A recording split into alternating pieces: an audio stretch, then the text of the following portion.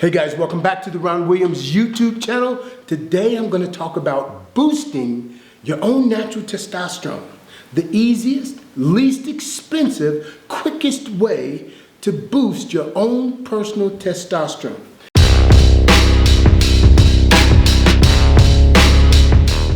Now, there is a guy by the name of Professor Jim Dabbs, and he's supposed to be one of the authorities when it comes to testosterone. He's 70-something years old, and he's been studying testosterone for years and years and years and years.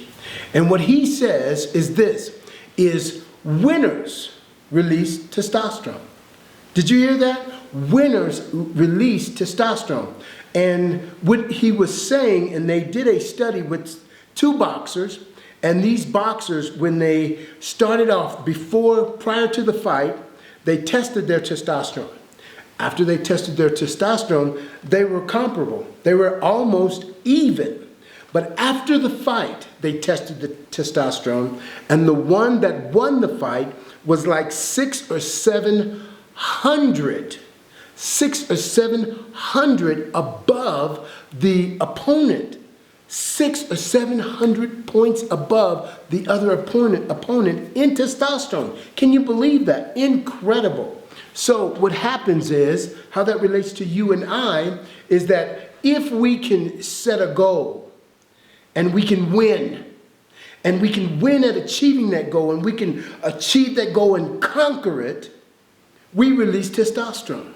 Your testosterone, by nature, is higher in the morning than it is in the evening, and it fluctuates throughout the day. If you take naps throughout the day, that affects your testosterone as well. So there's so many different things that affect our testosterone, but one thing that increases your testosterone is winning and the way you do life. So when you go into different circumstances and different situations and you win, there is a release in testosterone.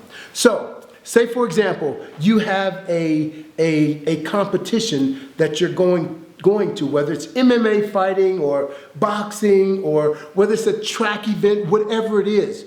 The dominant person, if he consecutively wins over and over and over and over and over and over again, and he's doing it through his ability to believe in himself, and he drives for that first place, he is continuing to release the testosterone. And when he does that, he becomes the dominant competitor in his field. You know what that reminds me of?